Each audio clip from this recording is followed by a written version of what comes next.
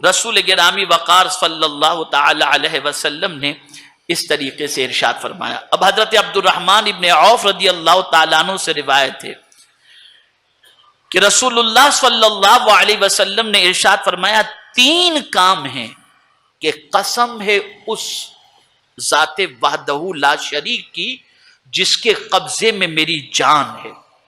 حضرت عبد الرحمن ابن عوف راوی ہیں اور سرکار قسم کھا کر کے فرماتے ہیں کہ اس رب قدیر کی قسم جس کے قبضے قدرت میں میری جان ہے 3 کام ہیں کہ میں ان کے سلسلے میں حلف اٹھا کر کے کہتا ہوں، یعنی میں قسم کھا کر کے کہتا ہوں کہ یہ 3 کام جو ہے اس کا اجر کیا ہے سنیں آپ. یہ 3 کام کون سے ہیں اسے سماعت فرمائیں. سرکار نے فرمایا صدقہ کرنے سے مال کم نہیں ہوتا. یعنی اس بات پر حضور حلف اٹھا رہے ہیں، قسم کھا کر کہہ رہے ہیں صدقہ کرنے سے کیا نہیں ہوتا؟ مال کم. آپ سمجھتے ہیں کہ مال گیا نہیں، مال آیا. اور یہاں ایک بات میں عرض کر دوں، جب بھی فیصلہ کرنا ہو، بہت نکتے کی بات عرض کرنا ہو، جب بھی فیصلہ کرنا ہو اور فیصلے کے موقع پر ایک طرف ایمان ہو اور دوسری طرف عقل ہو تو ایمان پر فیصلہ کرنا، عقل پر فیصلہ مت کرنا. اب سمجھاتا ہوں آپ کو. آپ کے پاس 10,000 ہیں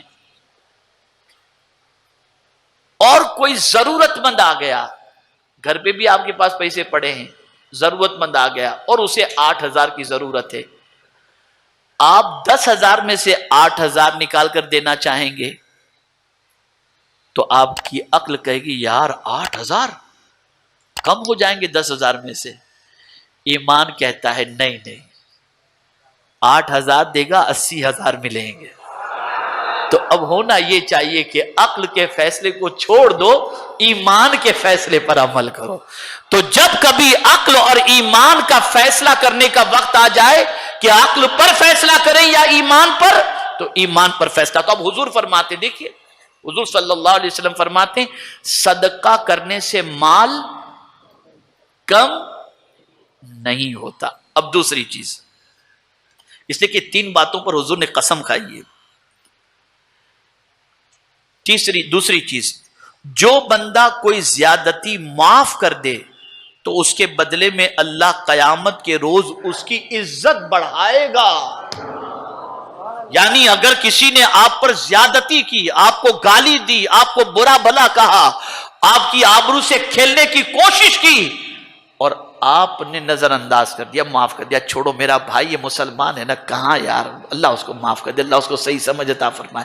میرے آقا صلی اللہ علیہ وسلم قسم کھا کر کے کہتے ہیں ایسے بندے کی عزت اللہ قیامت میں بڑھا دے گا، اور جس کی عزت اللہ قیامت میں بڑھائے اس کی عزت میرا مولا دنیا میں بھی بڑھا دے گا. یہ سمجھو.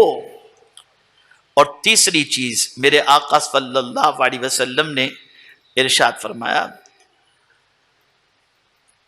کہ تم معاف کر دیا کرو. اگر تمہارے ساتھ کوئی زیادتی کرے نا تم معاف کر دیا کرو، اللہ تعالیٰ تمہیں عزت بخشے گا. میرے پیارے آقا صلی اللہ علیہ وسلم کے پیارے دیوانوں، ہاں تیسری بات، جو شخص اپنے لیے بھیک مانگنے کا دروازہ کھولتا ہے، جو شخص اپنے لیے بھیک مانگنے کا دروازہ کھولتا ہے، اللہ تعالیٰ اس کے لیے غربت کا دروازہ کھول دیتا ہے. بہت سارے مانگنے والے آپ کو ایسے ہی ملیں گے، اللہ ماشاء اللہ، جب دیکھو تب. اللہ اس چیز سے بچائے، ایسی مشکل سے بچائے. یہاں ایک حدیث عرض کر دوں، بہت تفصیلی موضوع ہے اور میں زیادہ وقت نہیں لینا چاہتا. اب یہاں ایک اور چیز میں عرض کر دوں، میں نے کل ہی چتردرگ کے اندر اولاد کی تربیت پر میں نے جو گفتگو کی تھی اس میں میں نے ایک حدیث شریف بیان کی تھی. اب وہ حدیث شریف کیا ہے؟ حضرت سعد ابن ابی وقاص رضی اللہ تعالی عنہ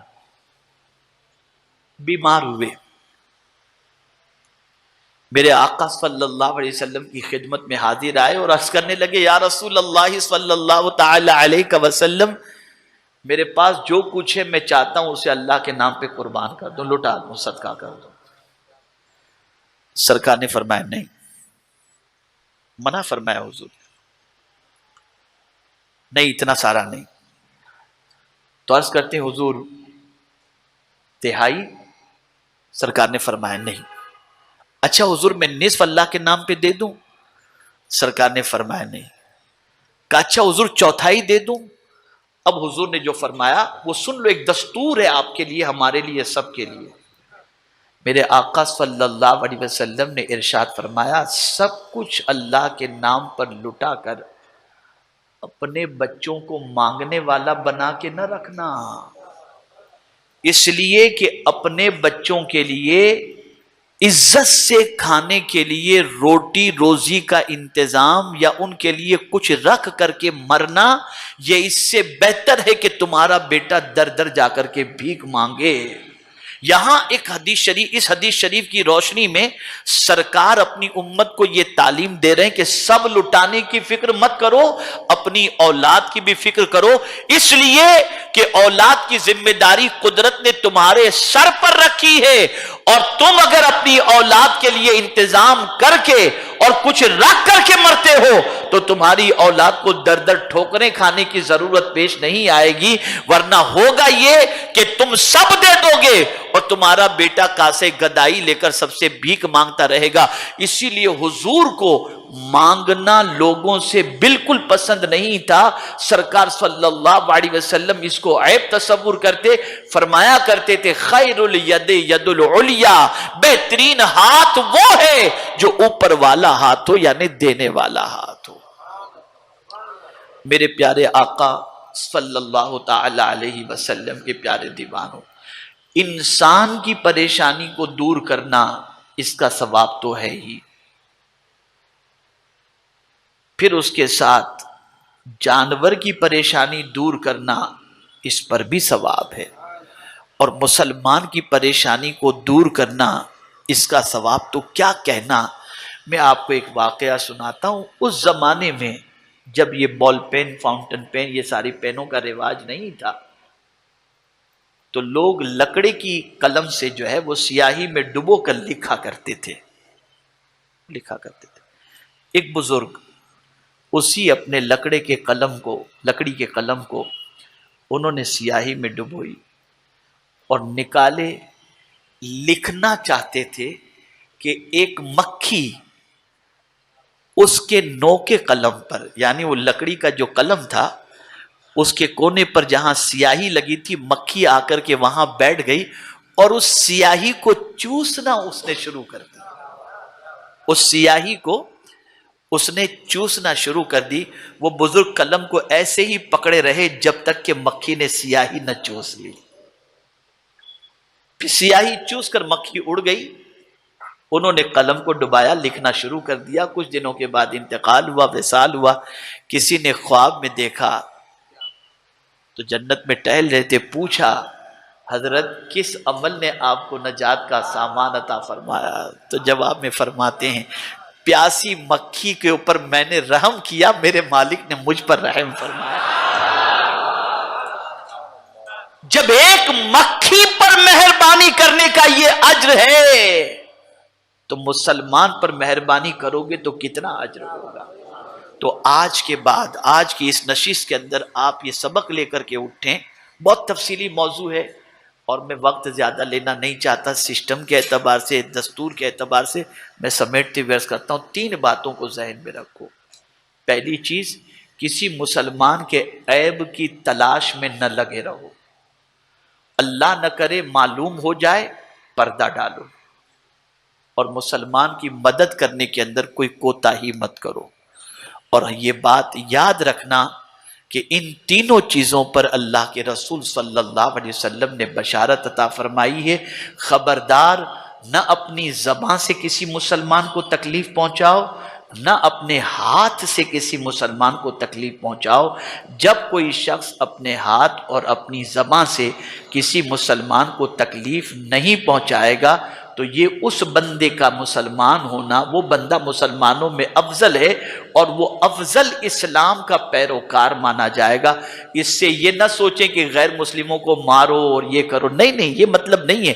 مطلب یہ ہے کہ جس طریقے سے بھائی بھائی کا حق ہوتا ہے اس میں غیر شامل نہیں ہوتا، ایسے ہی اللہ کے رسول صلی اللہ علیہ وسلم پر نازل ہونے والی کتاب نے مومن کے ساتھ مومن کے حق بیان فرمائے اور فرمایا انما المؤمنون اخوہ، مومن آپس میں بھائی بھائی ہیں۔